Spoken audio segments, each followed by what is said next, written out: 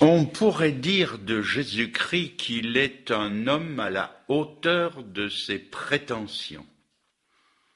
Il affirme des choses extraordinaires.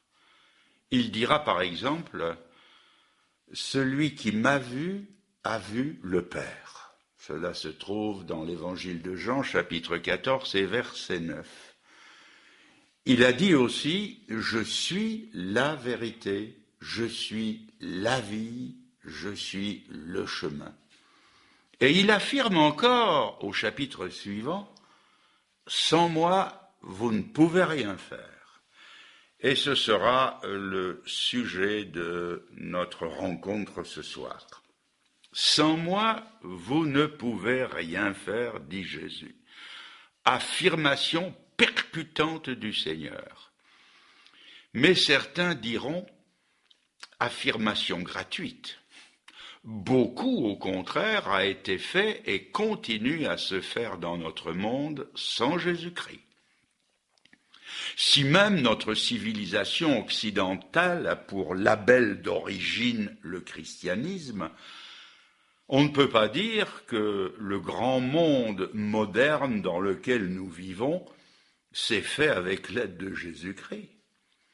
Certes, il a dit « Sans moi, vous ne pouvez rien faire ». Et pourtant, si les cathédrales du Moyen-Âge ont été construites dans un esprit de ferveur religieuse, nos autoroutes, nos gratte-ciel, notre société industrielle, la conquête de l'espace et de la Lune et l'élévation du niveau de vie, tout cela n'est pas dû à des gens qui ont imploré le ciel.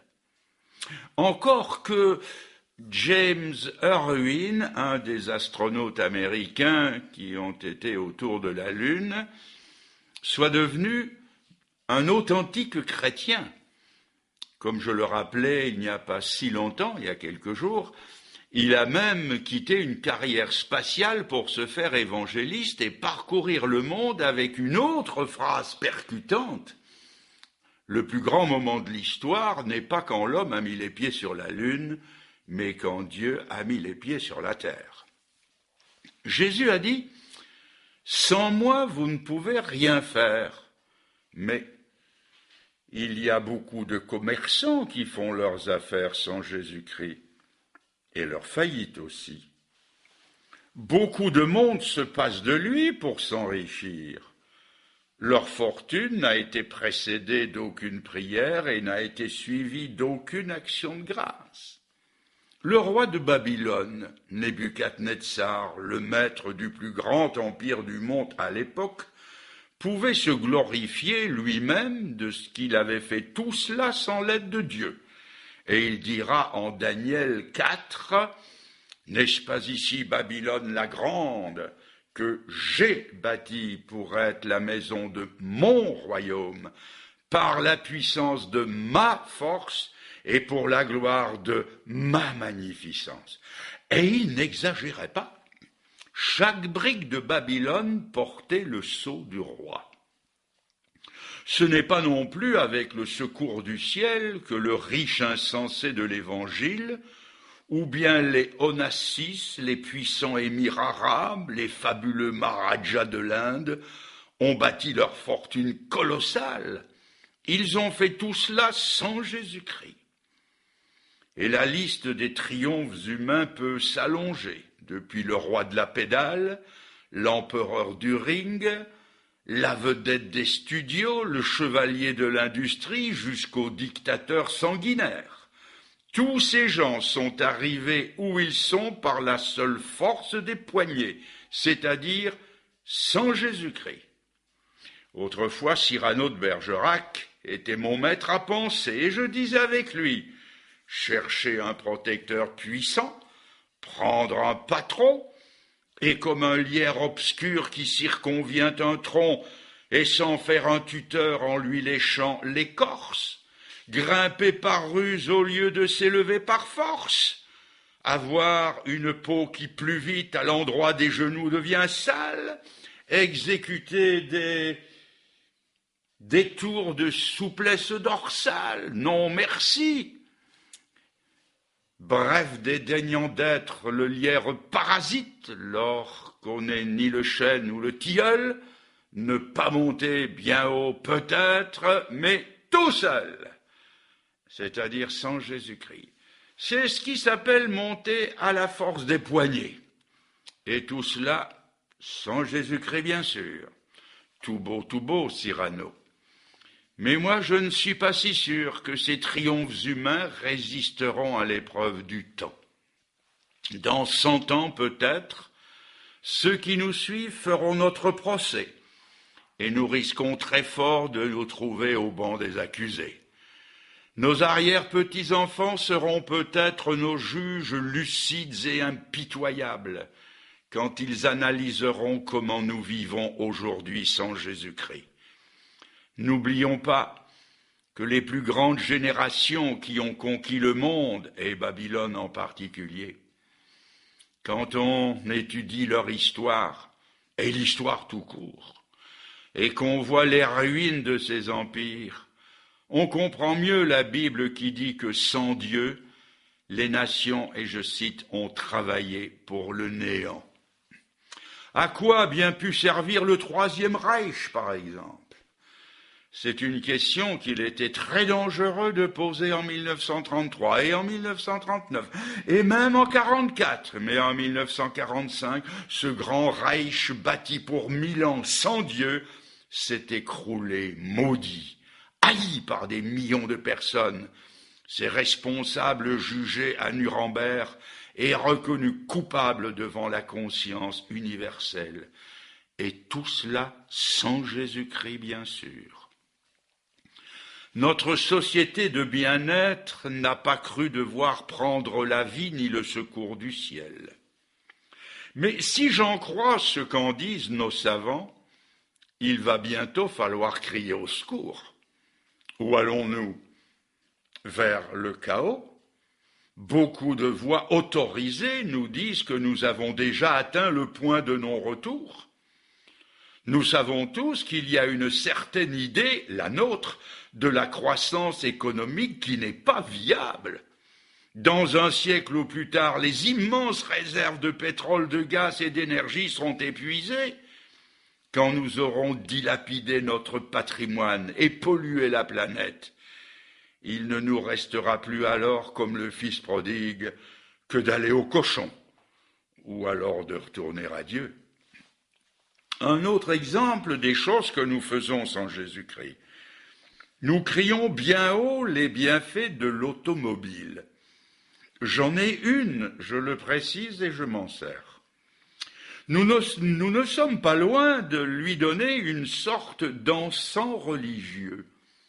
Elle évoque un vocabulaire particulier, automobile égale émancipation, évasion, liberté, indépendance, mobilité, facilité.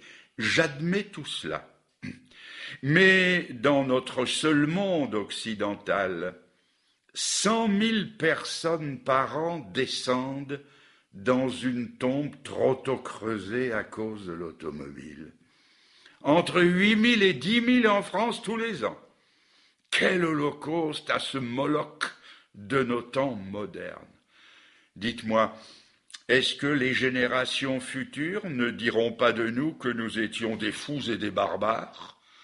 Ce prix que nous payons sans sourciller dans notre Occident, 100 000 personnes par an, 2 millions de personnes sans compter les blessés en 20 ans.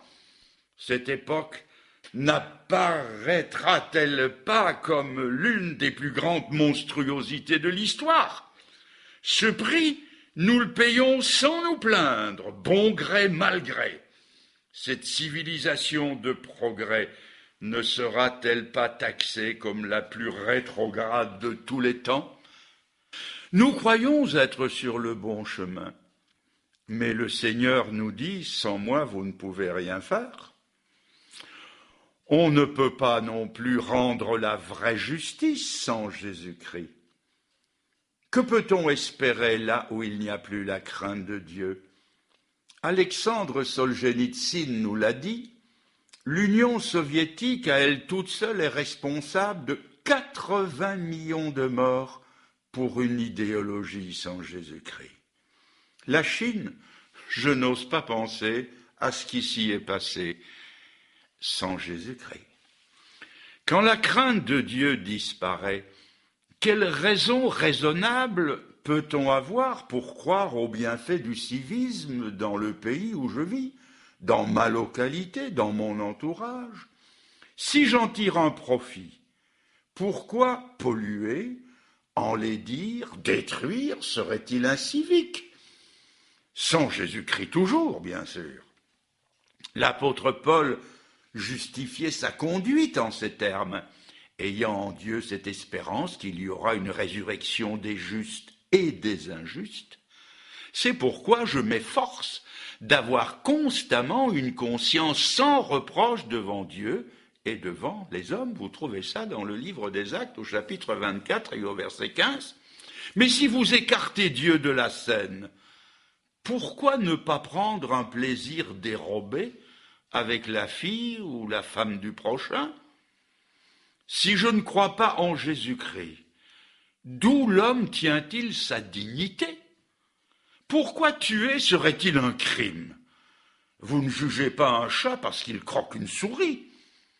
Le tout est de savoir d'où je tiens mon code moral. Si ce n'est pas de Dieu, ma vie, votre vie, n'a pas plus de valeur que celle d'une souris, d'une mouche qu'on écrase sur une vitre ou d'une génisse qu'on conduit à l'abattoir. Ne l'oubliez pas, c'est lui, c'est Jésus qui donne un sens et une valeur à la vie. Par Jésus-Christ, je sais d'où je viens et où je vais.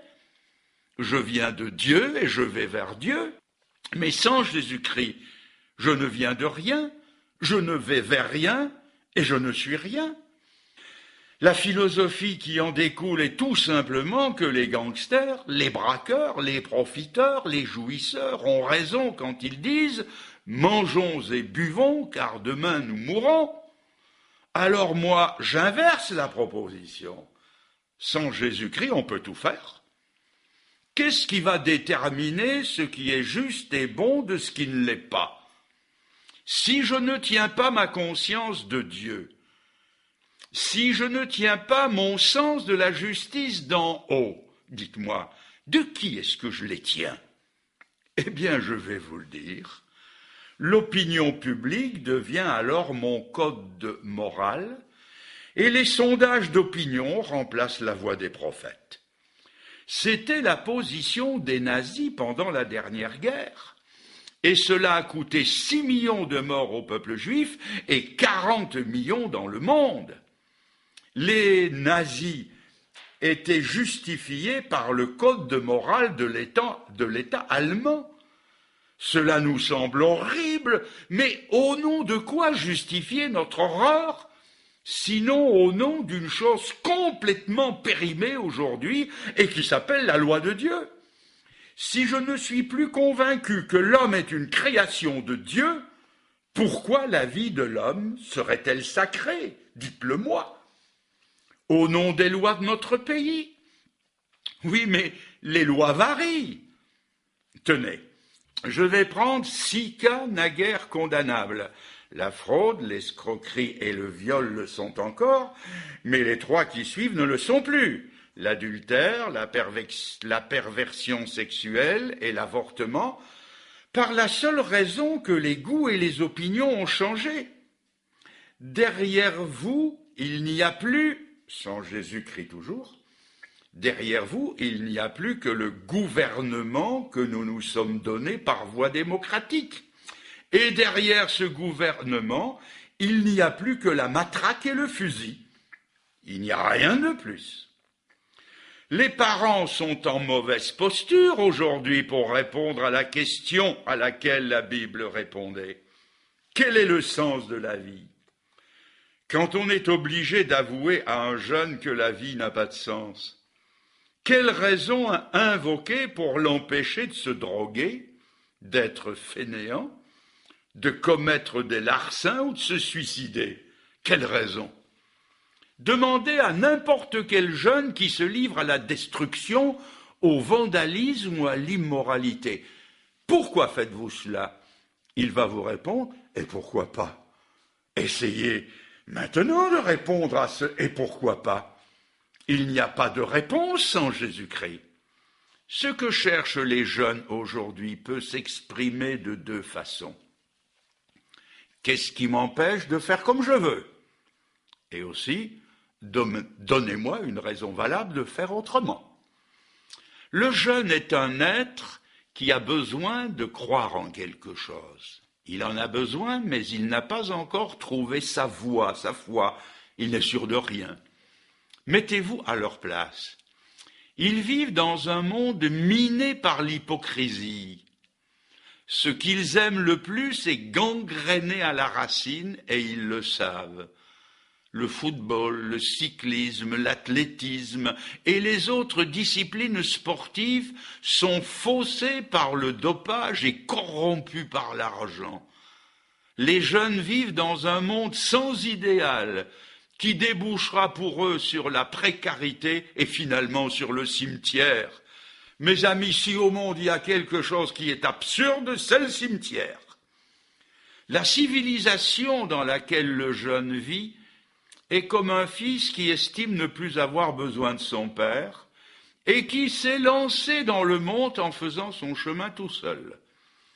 En se libérant de la crainte de l'enfer, l'homme d'aujourd'hui a renoncé à l'espoir du ciel. On naît, on vit, on meurt, c'est tout.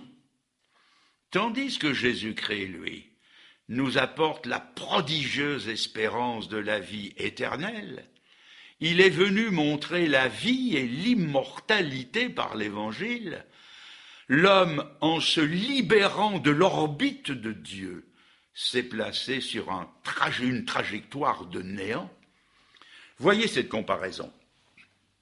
Notre Terre est faite pour graviter autour du Soleil, comme nous sommes faits pour graviter autour de Jésus-Christ. Il est le soleil de justice, nous dit la Bible dans Malachie chapitre 4. L'orbite de notre Terre nous a été choisie par Dieu. Un peu plus loin, ce serait trop loin, un peu plus près, ce serait trop près. Alors il nous a choisi la meilleure. Pour nous aussi, il nous a choisi un centre de gravitation. Nous sommes faits pour Dieu, nous sommes faits à l'image de Dieu, nous sommes faits pour graviter autour de Dieu. Imaginons un peu que notre Terre se libère de son orbite solaire et aille se chercher un autre champ de gravitation, qu'elle aille tourner autour de ce gros capitaliste de Jupiter, ou de ce gros matérialiste de Saturne, ou de cette affriolante et brûlante Vénus. Qu'arriverait-il? Mais la Terre n'est pas prévue pour cela. Elle ne pourrait pas subsister et ne pourrait que dépérir. C'est ce qui se passe chaque fois qu'un homme met dans sa vie un autre centre que Jésus-Christ. Sa vie ne vaut plus la peine d'être vécue. Et le salut de Dieu, c'est de ramener l'homme sur une orbite dont il s'est écarté par sa révolte, son esprit d'indépendance et par ses péchés. Je vais un instant rappeler mon itinéraire personnel. J'avais 20 ans quand Jésus-Christ est venu jusque dans ce que je vais appeler ma galaxie étrangère où je m'étais écarté. Il est entré dans le grand froid de mes péchés et dans la nuit de mes désobéissances. Il était là au bout de mon éloignement.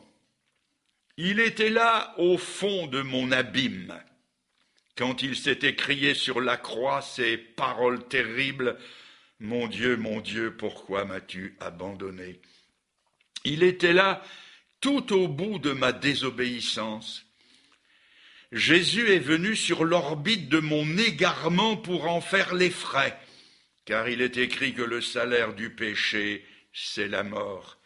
Et la mort que je méritais, il l'a prise à son compte.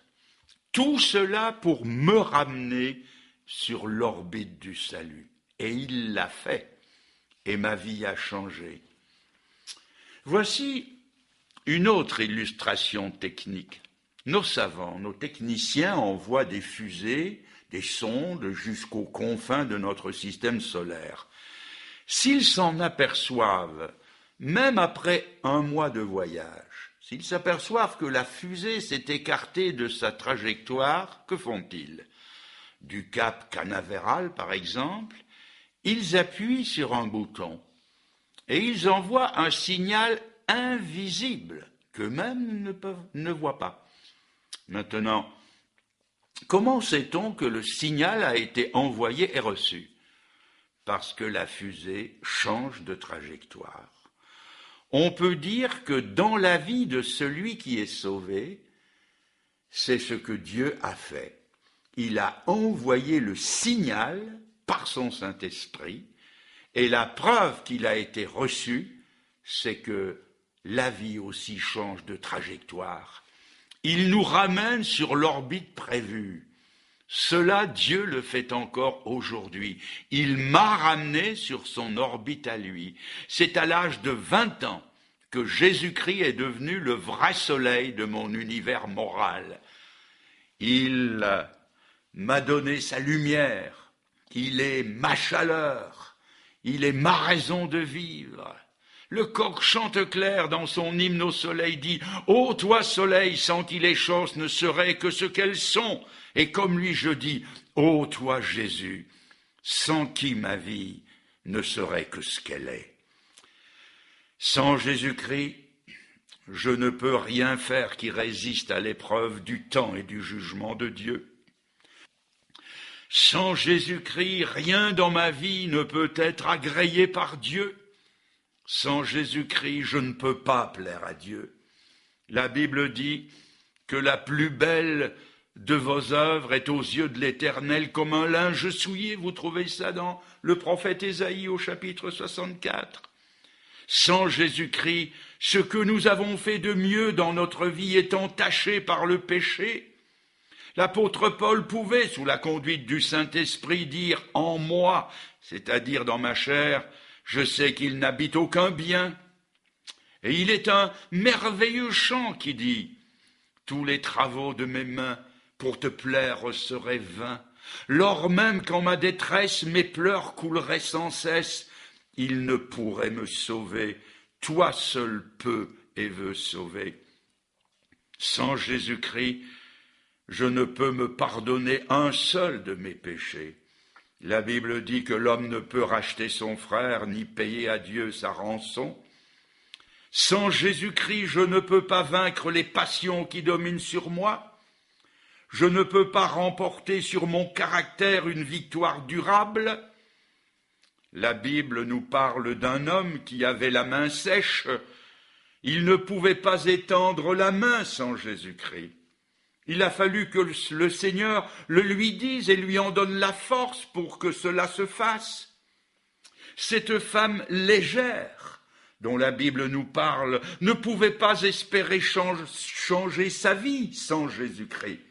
Jésus a dû lui pardonner ses péchés et mettre dans sa vie le vouloir et le faire en lui disant « Va et ne pêche plus ». Je ne peux pas me faire naître de nouveau sans Jésus-Christ. Or, la Bible enseigne que la nouvelle naissance est la condition sine qua non du salut.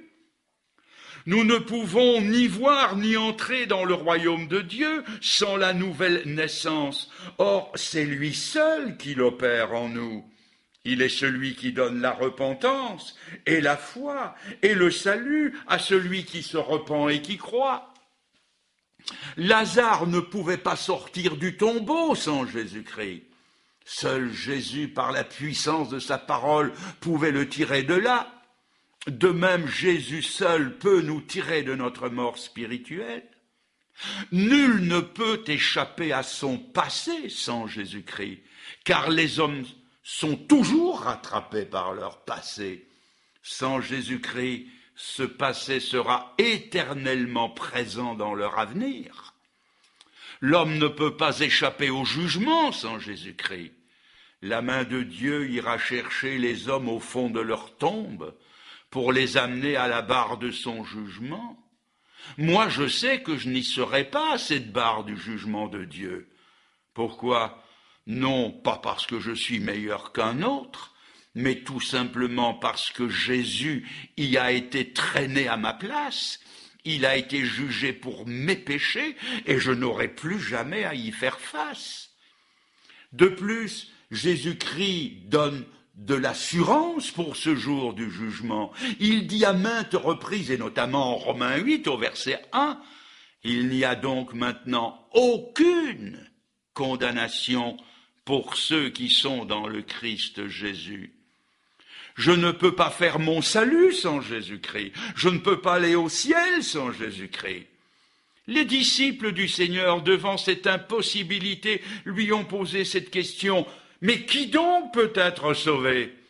Et Jésus leur a répondu, « Pour les hommes, cela est impossible, mais pour Dieu, toutes choses sont possibles. » De ce merveilleux salut, Jésus a dit, « Je suis le chemin. » Il est le chemin, lui seul. Et dans le livre des Actes, l'apôtre Pierre a dit cette parole fameuse que je répète souvent, tellement elle est capitale. Sous le ciel, il n'y a point d'autre nom qui soit donné parmi les hommes et par lequel il nous faille être sauvés. Alors, puisque Jésus est la réponse, la seule réponse, c'est à lui qu'il faut venir. Je termine en citant de nouveau cette parole « Sans moi, vous ne pouvez rien faire ». Et je reprends l'argumentation du début. Sans lui, au contraire, vous pouvez faire beaucoup de choses, mais rien qui soutiendra victorieusement l'examen de Dieu. Mais en Jésus-Christ, vous avez la réponse de Dieu. Dieu ne nous a donné aucune autre réponse que lui. Ma conclusion est donc, venez à lui, allez à lui. Il a d'ailleurs dit lui-même, venez à moi, vous tous qui êtes fatigués et chargés, et moi je vous donnerai du repos. Je ne sais pas dans quel état vous vous sentez en ce moment. Fatigué? Oh, non pas fatigué des vacances, mais fatigué des autres, fatigué de vous-même, fatigué de votre impossibilité de vivre à la hauteur de votre code moral ou de vos aspirations, fatigué, chargé d'erreurs, chargé du passé, lassé, découragé. Jésus a dit, venez à moi, et je vous donnerai du repos. Il n'y a que lui qui puisse le faire. Vous pouvez essayer toutes les philosophies du monde. Vous n'aurez ni paix, ni assurance, ni certitude, car aucune ne peut vous les donner. Lui seul donne le mot espérance qui, dans la Bible, est synonyme de certitude. Avez-vous la certitude d'être sauvé, oui ou non? Il faut répondre à cette question. Si vous ne pouvez pas dire oui, c'est que c'est non. Si vous n'êtes pas sauvé, c'est que vous êtes encore perdu. Mais soyez sauvés aujourd'hui, ce soir, puisqu'il est le Sauveur. Il vous sauvera. Il ne vous demande que la repentance et la foi. Croire que sans lui, vous ne pouvez rien faire. C'est si facile de croire cela. C'est si facile de s'en remettre à lui pour tout ce que nous n'avons pas pu faire, tout ce que nous ne pourrons jamais faire, et de lui dire « Seigneur, je viens comme je suis, sauve-moi et fais de moi l'homme ou la femme que j'ai toujours désiré être, et il le fera. » C'est la puissance de Dieu. C'est le signal dont nous parlions un peu plus tôt, qui, quoique invisible, corrigera la trajectoire de votre vie. Alors avant de finir ce soir, vous pouvez vous tourner vers le Seigneur et dans un moment de recueillement, vous pouvez dire dans votre cœur sincèrement, dire ces paroles que je vais dire lentement, comme une prière que vous pouvez lui redire comme si vous la disiez, vous tout seul, au Seigneur, lui dire, Seigneur, merci de m'avoir dit, avec cette simplicité qui est la tienne, que sans toi je ne pouvais rien faire qui tienne la route, ni rien faire qui puisse atteindre le ciel. Dites-lui, merci Seigneur, de ce que par le Saint-Esprit invisible, tu me proposes de venir habiter dans mon cœur. Dites-lui encore, en cet instant, j'accepte par la foi ta proposition. Dites-lui, Seigneur, je m'ouvre à ta grâce et je te prie d'entrer dans mon cœur et de changer la trajectoire de ma vie. Merci Seigneur. Amen.